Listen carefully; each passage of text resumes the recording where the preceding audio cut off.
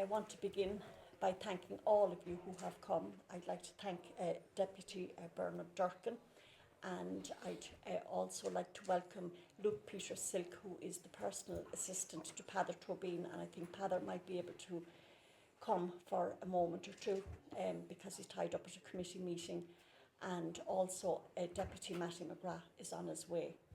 I'd like to pay a very special tribute to Kitty Holland from the Irish Times, who has been advocating on behalf of our mothers for the last couple of years, and she's just done absolutely amazing work. I'd also like to pay a special tribute to Barbara from the Alliance of Birth Mothers Campaigning for Justice, who unfortunately cannot be here with us today for other reasons, and I want to pay huge tribute to the work that she has done. She is the point of contact for mothers when they contact ABC. So, for those of you who don't know, my name is Anna Kavanagh. I'm a retired secondary school teacher, and along with Dr. Finbar Markey here, we are the co-founders of Encompass Media. I'm also the founder member and the convener to the Alliance of Birth Mothers Campaigning for Justice, and ABC was set up in 2019, and since then we've been advocating on behalf of mothers who are in difficulties with Tussla, the family law courts, and the Gardaí. And in 2019 we submitted a report, the Triad Rules, to all of the members of the Dáil, and Micheál Martin, who was the opposition leader at the time, sent a parliamentary question to Catherine Sapona, who was the Minister for Children, and she replied, noting that she had received the report, and also she spoke about a number of the recommendations that we have made. And the reason why I speak about that is that's almost 4 years ago, and what we have said in that report has been documented in numerous reports since then, including 2 reports that were published this month. And what we said in that report was that Tussla were taking children into care. We had done extensive research and found that the vast majority of mothers contacting us had their children removed as a result of domestic violence. They were blamed for the domestic violence and said that they had failed to protect their children. Or secondly, the social workers said that they were so damaged by the domestic violence that they had lost the capacity to parent their children. Other reasons that we noted in our report for the removal of children was mothers who had become homeless. The children were taken from them. They were put to the bottom of the housing list and lost all hopes of being reunited with their children.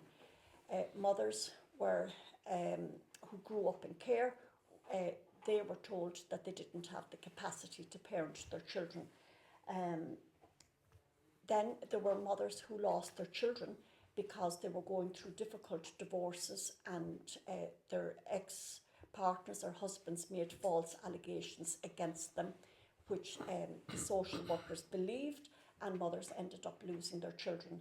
And of course, the really big one is when mothers report child sex abuse to the Gardaí, who then pass it on to Tussla. It ends up in the family law courts in camera, and the mothers are accused of parental alienation, and they lose their children. And I'm sure that Deputy Durkin will speak about that in more detail.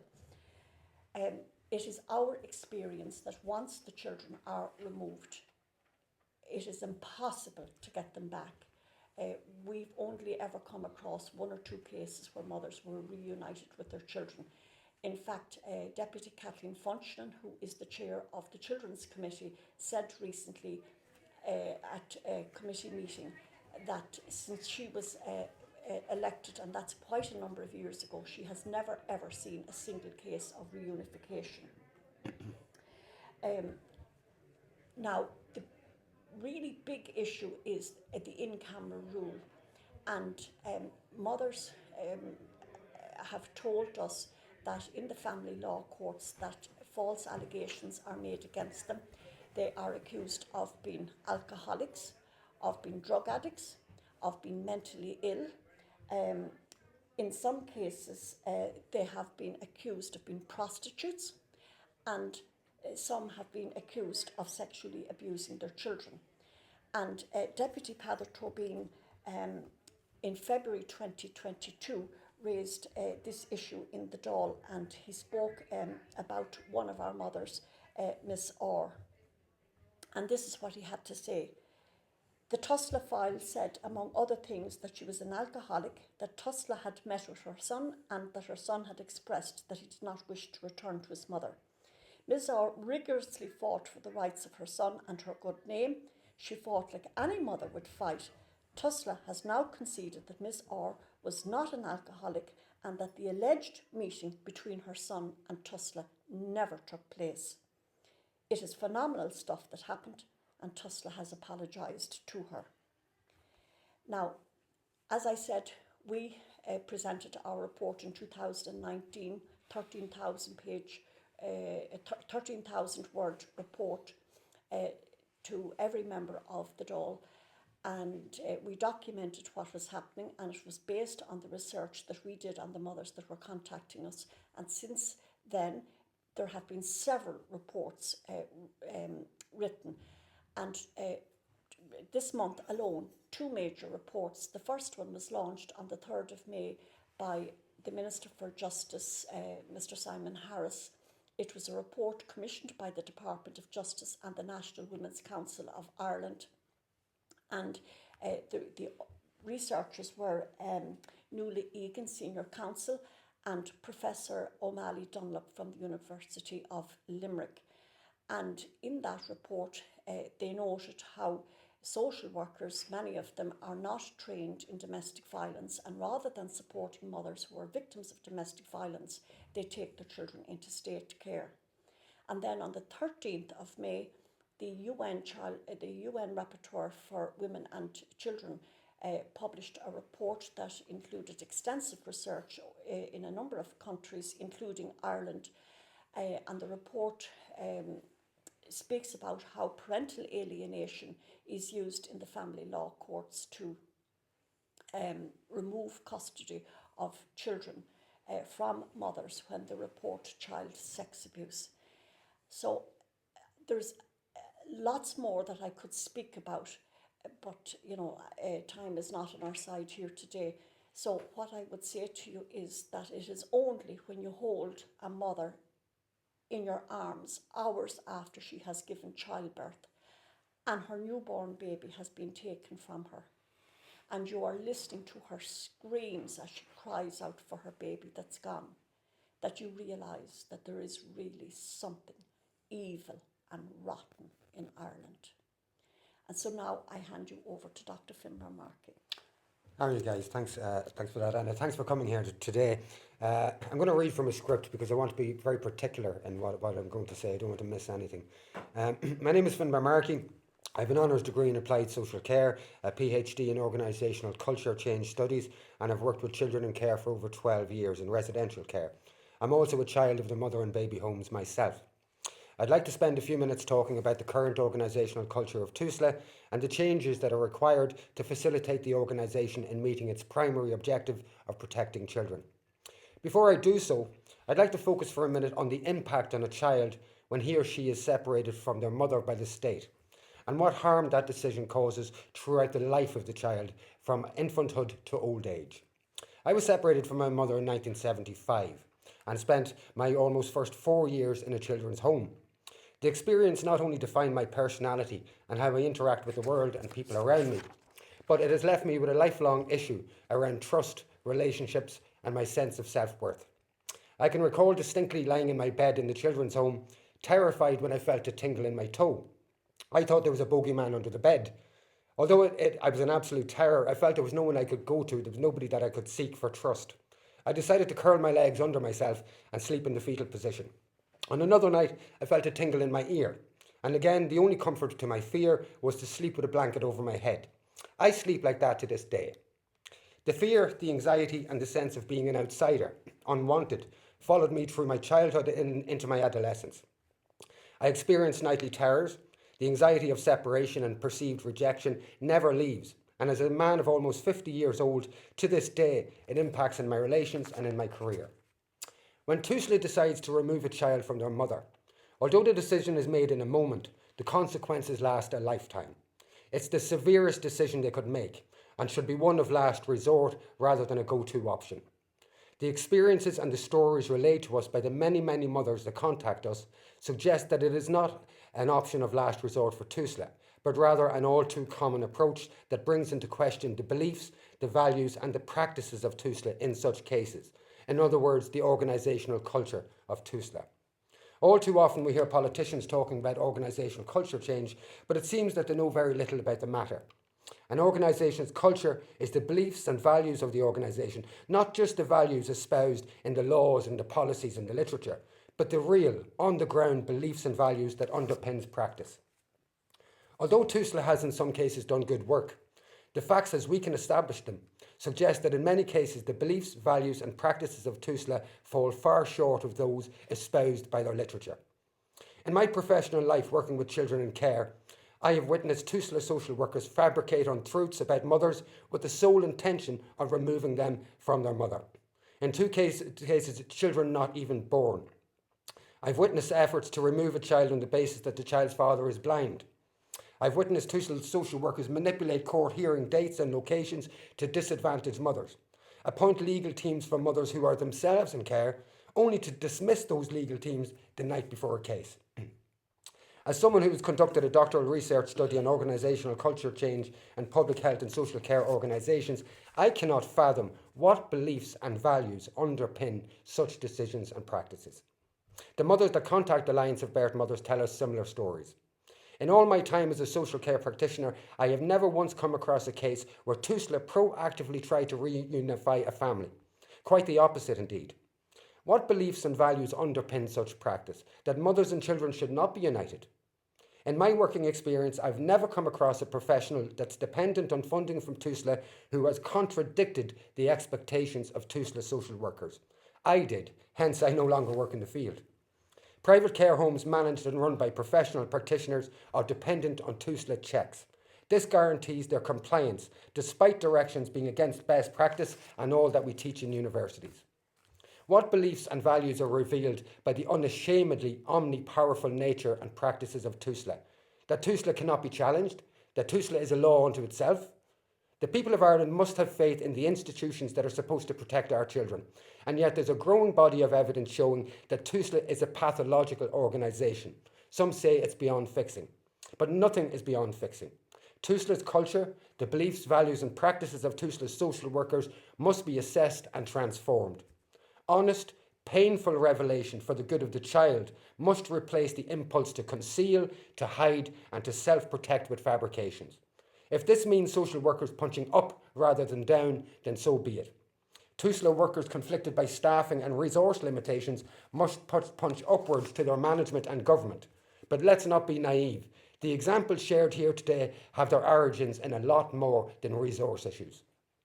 Best practice and family unity must be the values and the objectives of reward, and unnecessary breaking of child-mother bonds, self-protectionism and fabrication must be punished, and criminally so where appropriate. Thank you. Thank you so much, Finbar, for that.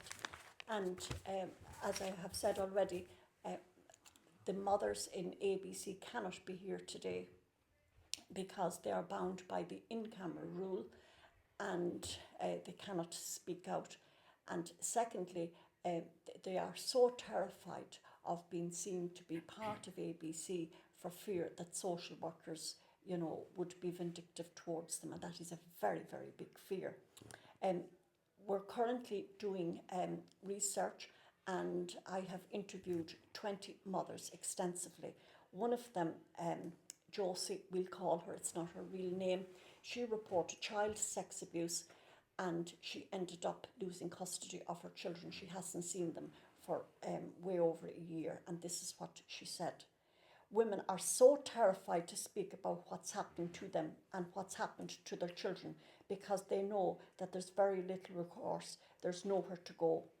it's really terrifying for mothers like me who have lost their children to talk about it, because unfortunately, because of the in-camera rule, we're not allowed to speak about our experiences. And so there's so much fear around this, but it's really important for people to understand and to become more aware of the impact that this is having on women and children, and particularly the impact of parental alienation on children and what it's actually doing to our children and how they are being silenced by it. And so I'd like to introduce Michelle, who is here to speak on behalf of the mothers today. My name is Michelle Monaghan and I am a spokesperson for ABC Mothers. And having consulted with the mothers, these are the issues they want me to speak about today. These women cannot speak due to the in-camera rule, as Anna has highlighted. The in-camera rule silences them. Birth mothers are calling for TUSLA files to be opened up and investigated so mothers and children can have access to justice. The mothers would like to know how many more children have to die in state care, have to be raped in state care, have to live with their rapist and be taken from the person who tried to safeguard and protect them. How many more children have to have their childhood stolen, lose their culture and heritage, especially in the travelling community? How many more breastfeeding newborn babies will be removed from their mothers? One mother told us she has an empty cot and a fridge full of breast milk. How many more birth mothers will suffer? How many more birth mothers will die by suicide because the pain of this is so much? Birth mothers say TUSLA are never held to account and that HIQA does not have the legislative powers to sanction TUSLA when they are non-compliant. TUSLA have an annual budget of just under €1 billion, and they are an organisation that deal with our most vulnerable in society, and birth mothers say they are failing miserably. Birth mothers say, at this stage, people must know that TUSLA are not fit for purpose and we need drastic changes. Birth mothers are calling for legislative change to hold TUSLA accountable when non-compliant. Birth mothers are calling for a review body that is independent of TUSLA to be established and all cases to be reviewed. Birth mothers are calling for the principles of accountability, competency, transparency to be used by TUSLA in all their dealings with birth mothers and their children. Birth mothers are calling for TUSLA to be strictly abide by the children first principles, and TUSLA to provide birth mothers with all information sought under FOI without delay. All meetings with social workers to be audio recorded for the protection of birth mothers, and birth mothers to have full and proper legal representation in the family courts. Birth mothers to have an advocate and proper supports put in place and their parental rights adhered to. Birth mothers want the in-camera rule in family law courts to be streamlined, allowing sexual abuse disclosures in the family law courts to become criminal cases. Birth mothers say that if there is a disclosure in family law courts of sexual abuse, the in-camera rule, confidentiality and non-disclosure clauses imposed on parties in the family law court sometimes occur, whereby the court rules that a child's disclosure of rape and sexual violence must not be reported to An Garda Síochána directly, but must instead be mediated through appointed individuals or TUSLA who act as a filter, deciding when a child's voice can be heard and deciding when it will be contained. Birth mothers want the recommendations in relation to the child sexual abuse made by the UN Special Rapporteur to be implemented without delay. Birth mothers want men who break protection orders and barring orders to be arrested and apprehended immediately. Birth mothers want a reunification plan implemented detailing conditions and a proper timescale for each child. Birth mothers want social workers and professionals within TUSLA to be held accountable in the case of misconduct and perjury in court. Birth mothers want social workers' work reports to have concrete evidence to back reports. Hearsay cannot be used. Birth mothers don't want social workers to diagnose birth mothers with mental illness. It should be done with a professional, qualified person. Birth mothers want judges to be educated on international best practice in dealing with birth mothers and their children. Birth mothers want social workers and professional reports to be shared with birth mothers. Some birth mothers have reported that they receive a report a few minutes before going into court and are not allowed to take notes or pictures, and the report could be 50 pages long. Birth mothers cannot prepare for court with this system, and they are at a huge disadvantage. In one case, a birth mother report that they have never seen the report about them that is currently in the court. Birth mothers are saying what is happening today. Birth mothers are asking for help to change the unbroken chain of ongoing systematic abuse for the birth mothers and their children for future generations. Birth mothers are asking you to stand united with them to help see change in our lifetime. Birth mothers and their children deserve change. Birth mothers and their children deserve fairness. Birth mothers and their children deserve accountability and deserve to see their children grow up with them. And birth mothers will not allow history to repeat itself. Only silence will allow for that to happen. And birth mothers will not give up their fight for justice. And birth mothers are asking for help to fight for a proper child protection system in Ireland, because currently TUSLA are not fit for purpose.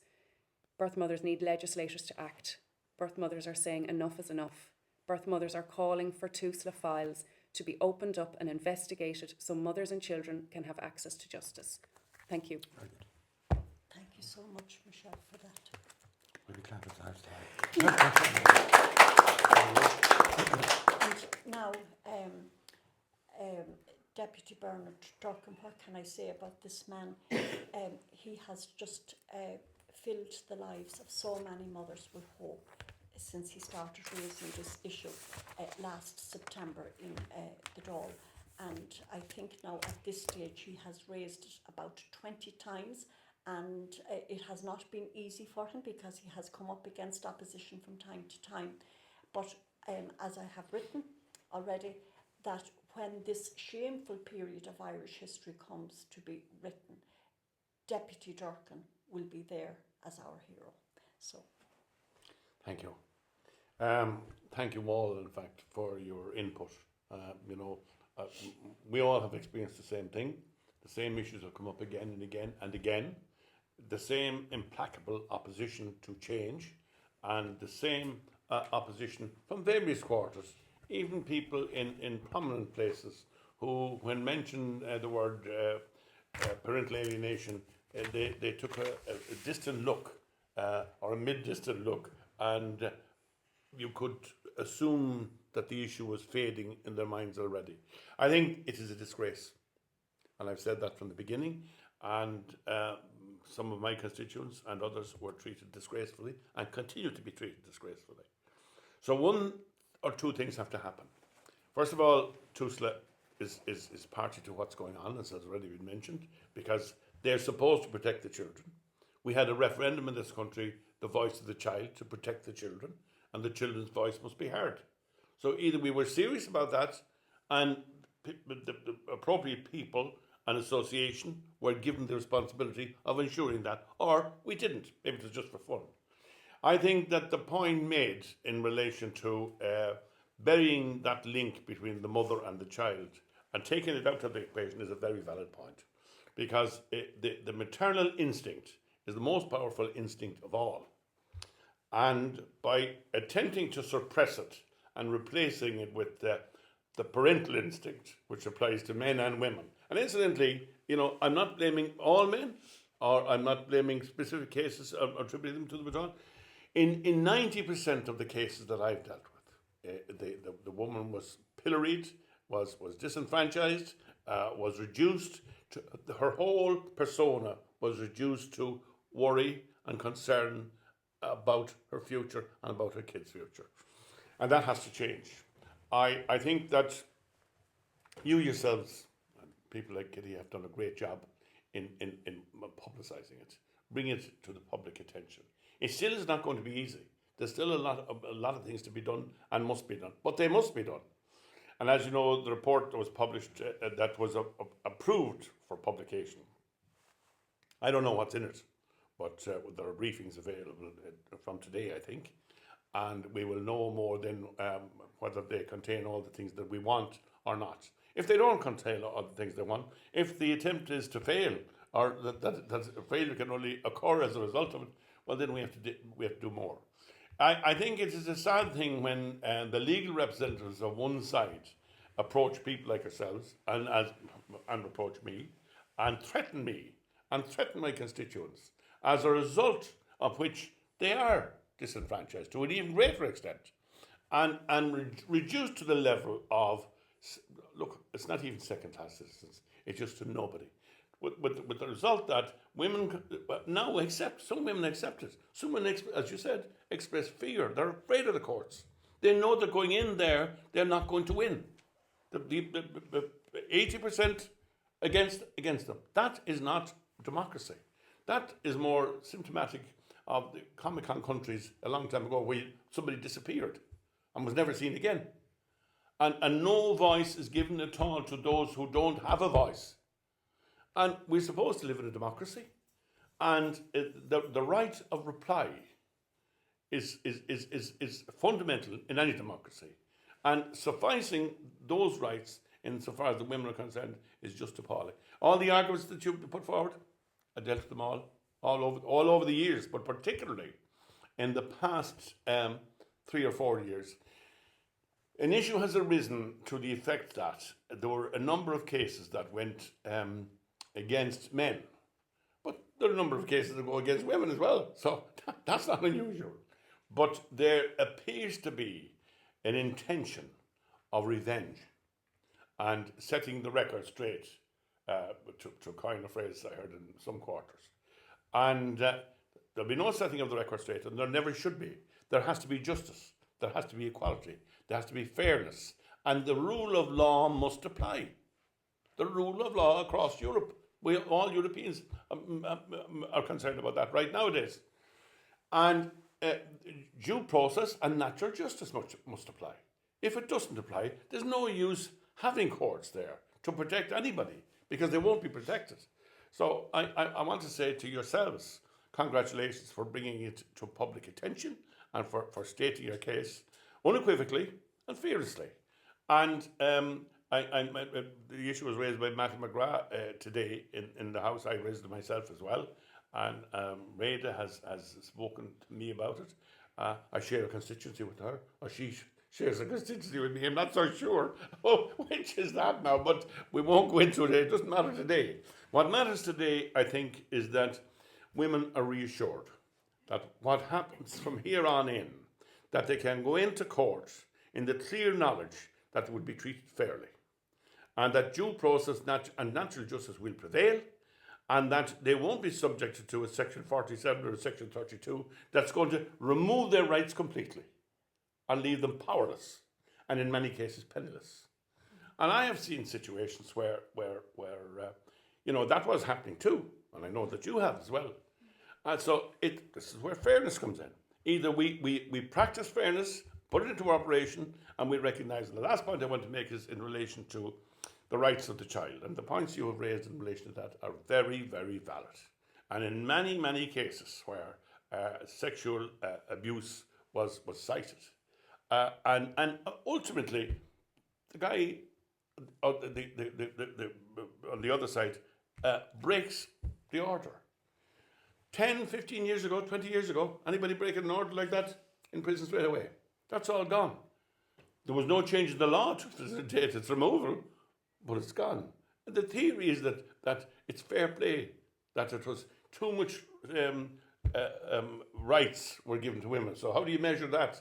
I thought everybody was supposed to have ultimate rights, all rights, and if the court wants to decide on one side or the other, provided it's on the basis, again, of due process and natural justice. And a situation whereby women have been screamed at in court, been ordered out, had their children taken away and put into a cell themselves in court, is an absolute disgrace and a reflection on a free and democratic society. So we will do what we can to undo that. Thank you. Deputy Cronin, would you like to say a few words? Would you like to come up here and say a few words? I have raised it a couple of times, and the Ceann Comhairle has nearly had a heart attack. Even though I wasn't mentioning anybody's names, I was protecting the identity of the people involved. I also raised it at committee. I was at the Gender Equality Committee. I raised it a couple of times as well, and almost caused a few heart attacks. But I think the reason that this isn't believed, I remember I first spoke to Kitty actually when I had come across a case in my own constituency, and I didn't believe it. I said, that can't happen here. This is down a rabbit hole. This is conspiracy theory kind of stuff, because I believed that the institutions that the state had set up were working, and the in-camera rule is a big problem. And the family court as well. The people, you might have 2 or 3 minutes in front of a family court, and that's not enough for people to lay out their case. Here as well from TDs, because they're afraid to go into it, because they think it's a rabbit hole conspiracy theory not going on. The mothers are obviously bad mothers, the fathers are obviously bad fathers, and they're just afraid to go near it. So we absolutely have to shine a light on this, because it is an issue, and people don't, the parents are, because of the in-camera rule, they can't talk about it. Even talking to me, they were afraid. This is like an alternative universe that's going on in our country. Yeah. I'm delighted to be here today to give my support to the Alliance here and the work that they're doing. It's very important work, and right around the country there are families who feel they have been wronged in terms of the relationship with TUSLA. And what we need is full transparency, and we need the ability of parents to be able to go back, have their cases reviewed, and to have the information looked at again. We have seen cases in our own investigations where parents have been wronged, where information has been incorrect, and where lives have been damaged as a result. And to protect lives, to protect families, we need to make sure that there is full transparency. My name is Luke, and I work in the Dáil for the Aontaithe leader Peadar Tóibín. I'm also the party spokesperson on children and equality. I'll be honest, I'm not 100% familiar with these issues. I've had many phone calls with Anna, and I have been loosely following the stuff that Bernard Durkin has been raising in the Dáil and that. But I want to talk about something in particular where I received a phone call at work one day from a lady to whom TUSLA refer as Miss Orr.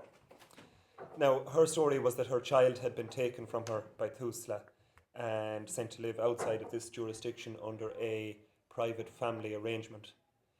Now, when Miss Orr applied for her files, she saw a number of alarming things on them. So she was recorded as having abused her child. She was recorded as being an alcoholic, and it was recorded that at a meeting which took place between social workers and her child at a specific location at a specific time, that the child had expressed a wish not to see his mother. Now, the long and short of it is that Miss Orr does not drink alcohol at all. She has not abused her child, and the meeting between social workers and her son actually never took place at all. So TUSLA conceded this after she engaged with them on the issue. They put their hands up and they apologised to Miss Orr, and she has the child back. Now, we raised the matter in the Dáil with the Minister for Children because we wanted to know how in God's name something like that could happen. Now, the reply that came said that it was due to a copying and pasting error, and reference was made to template documents. So, as I understand it now, what appears to have happened is it would say if I'm working for TUSLA and I have a document on my computer relating to a Mrs. Black who is an alcoholic, and I want to start a new file for Mrs. White. I copy and paste Mrs. Black's file into the document and I use it as a template. And this seems to be what happened in the case of Miss Orr. Now, we asked the Minister what was being done about this and if any other mothers had been affected by copying and pasting errors. The reply naturally didn't answer the question, but TUSLA wrote to us shortly afterwards to say that since then, thousands of employees in TUSLA had undergone training on how to copy and paste documents, how to ensure there was no errors when copying and pasting. It's obviously not good enough, and what we want is an audit or an investigation to determine, I suppose, just how many other women or parents have fallen victim to these copying and pasting errors on the files. And it doesn't appear to be a once-off case, because if you look at this Miss Orr story, there were 3 pieces of separate incorrect information on her file. So it's a very significant thing, and it does beg the question, you know, how many others? So that's, I suppose, it. Aontú is calling for an investigation into the copying and pasting aspect, and indeed for more clarity on the private family arrangements and the legal standing of those arrangements. It's a very complex area, but I am committed to continuing to do some more research on it and to continue to engage with Anna and with the group. Thank you, Luke. Thank you. We thank you so much, and Thank you, also we'd also like to express our gratitude to Deputy Padder Tobin for the amazing work that he has done, and he met with a group of mothers in Leinster House before Christmas, so we'd like to acknowledge that and thank you. And so I just want to thank you for being here, and I just want to, I suppose, bring this press conference to a close with, I suppose, the words of one of our mothers. She's one of the 20 mothers that I have done an in-depth interview with in recent weeks as part of the research that we're doing. And in her particular case, she was going through a very acrimonious divorce with her husband, and he made false allegations about her, and the social worker sided with him, and she ended up with her children being removed from her and placed in his care. And it was a year later that so many reports were made to Tusla by the school authority and others that she ended up having her children returned to her. And this is what she says.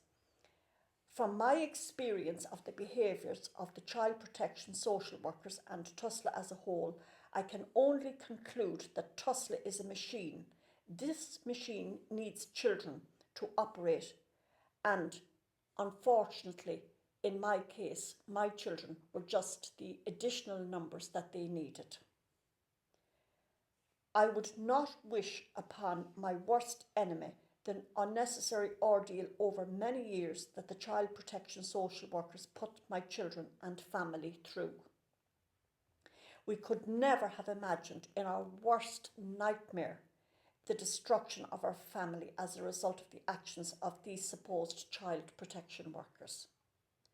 I consider the child protection social workers to be on the lowest rung of society, with no limits on how low they will sink in order to achieve their objective, which is to take children into state care. Two reports were published this month that support disclosed by Deputy Bernard Durkin has been making this House since last September. A report prepared by the NWCI and the Department of Justice by Nuala Egan SC and Professor Eileen O'Malley Dunlop from UL was launched on the 3rd of May by Minister of Justice Simon Harris. This report states that many social workers remain untrained in the dynamics of domestic violence and focus on removing children into care rather than supporting the mothers. And this was raised again last week by Topical by Deputy Durkin, and a second report by the UN Rapporteur, Special Rapporteur of Violence Against Women. The report describes how mothers are accused of parental alienation when they report child sex abuse and have custody of the children removed. Teacher, I'm asking you, the Alliance of Better Mothers are in Brussels today, and they want to know if you will meet the Alliance of Better Mothers, who are trying to support these mothers in their campaign for fairness and justice, and the children and mothers be treated with respect they deserve. Thank you. Taoiseach? Thanks, Deputy. It's not my practice to agree to meetings on the floor of the House, and I'd encourage anyone who wants a meeting to apply for one or write in and ask for one in the normal way. Wouldn't be fair on others to agree to meetings just because they're raised in the chamber. I don't think that would be fair to others who don't have someone to raise in the chamber for them. But on the issue of parental alienation, I know this is one that's been raised in the House by Deputy Durkin on many occasions. I know you've raised it too. The Department of Justice has done a report on it, which they'll be able to publish quite soon. Minister Harris is happy to arrange individual briefings for TDs and senators on it if they have an interest in it.